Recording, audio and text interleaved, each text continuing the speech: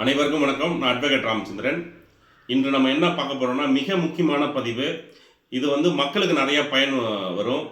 நம்ம சொந்த வீடு இல்லாதவங்களாம் வீட்டில் வாடகை கொடுத்து வீட்டில் இருப்பாங்க. சில நபர்கள் போக்கியமாக பணம், போக்கியம்னா லீஸ் மாதிரி பணம் கொடுத்துட்டு 5 லட்சமோ 10 லட்சமோ 20 லட்சமோ கொடுத்துட்டு ஒரு வீட்டில் இருப்பாங்க. அதுக்கு அக்ரிமெண்ட் போடுவாங்க. இந்த அக்ரிமெண்ட் போட்டு இந்த வீட்டில் இருக்கும்போது இப்போ ஒரு பிரச்சனை வந்திருக்கு. இது ஒரு சப்ஸ்கிரைபர் கேட்டு ஒரு டவுட் கேட்டிருந்தாங்க. அதுக்கான விளக்கத்தை கொடுத்துருந்தேன். அதாவது 10 லட்ச ரூபாய் கொடுத்து அன்ரிஜிஸ்டர்ட் அக்ரிமெண்ட் போட்டு அந்த அம்மா இருக்காங்க ஒரு வீட்டில். அந்த ஹவுஸ் ஓனரும் மேலே இருக்காரு. திடீர்னு தலைமறைவாயிடுறாரு. திடீர்னு பார்த்தா பேங்க்ல இருந்து ஜப்தி பண்ணுறதுக்கு ரெக்கவரி பண்ணுறதுக்கு இந்த வீடு எங்களுக்கு தான் உரிமைன்னு சொல்லிட்டு பேங்க்லேருந்து வராங்க. ஹவுஸ் ஓனர் பார்த்தா ஆள் இல்லை.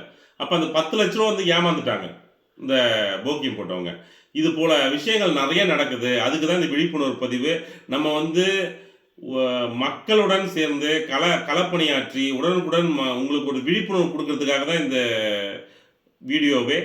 இது போல் உங்களுக்கு பிரச்சனைகள், இது போல் நீங்கள் போக்கியத்தில் இருக்கும்போது அவங்களுக்கு பேங்க்கில் லோன் இருக்கா, அதே போல் அக்ரிமெண்ட் ரிஜிஸ்டர் பண்ணி நீங்கள் கொடுக்குறத ரிஜிஸ்டர் பண்ணணும். ரெண்டாவது அவங்கள்ட்ட ஒரு செக் வாங்கி வைக்கணும். இப்போ அவங்களோட நிலைப்பாடு என்னன்னா, அந்த ஹவுஸ் ஓனர் 10 லட்சம் வாங்கிட்டாரு. பேங்க்காரன் ஜப்தி பண்ணுறதுக்கு ஆர்டர் நோட்டீஸ் எடுத்துன்னு வந்துட்டான் போலீஸோட. இவங்க அவங்களுக்கு போய் புகார் கொடுக்குறாங்க காவல் நிலையத்தில். போலீஸ் புகார் எடுக்கல, சிஎஸ்ஆர் மட்டும் போட்டு கொடுத்துட்டாங்க. நிறைய செலவு பண்ணிட்டாங்க ஒரு சாதாரண ஒரு மனிதர்கள். இப்போ அவங்களோட நிலைப்பாடு என்ன? இது போல சம்பவங்கள் வருங்காலத்தில் யாருக்கும் நடக்கூடாது இந்த பதிவு.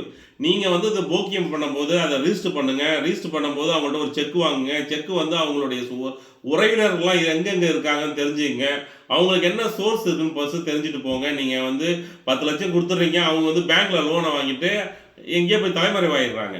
அதனால் இது போல் சம்பவங்கள் நடக்காமல் இருக்க நீங்கள் ப்ராப்பராக அக்ரிமெண்ட்டை ரிஜிஸ்டர் பண்ணணும். அவங்கள்ட்ட செக் வாங்கணும். அவங்களுடைய சோர்ஸ் என்னன்னு நீங்கள் தெரிஞ்சுக்கிட்டு தான் ஒரு இடத்துல போக்கியம் பண்ண முடியும். அப்போ தான் நீங்கள் சேவ் பண்ண முடியும். நம்மளுடைய போக்கியம் பணம் நம்மளுக்கு ரிலீஸ் வரும். நிறைய பேர் லோனை வாங்கிட்டு உங்களை வீட்டில் விட்டுட்டு அவங்க தலைமறைவாயிடுறாங்க. இது தெரிஞ்சுங்க. நன்றி, வணக்கம்.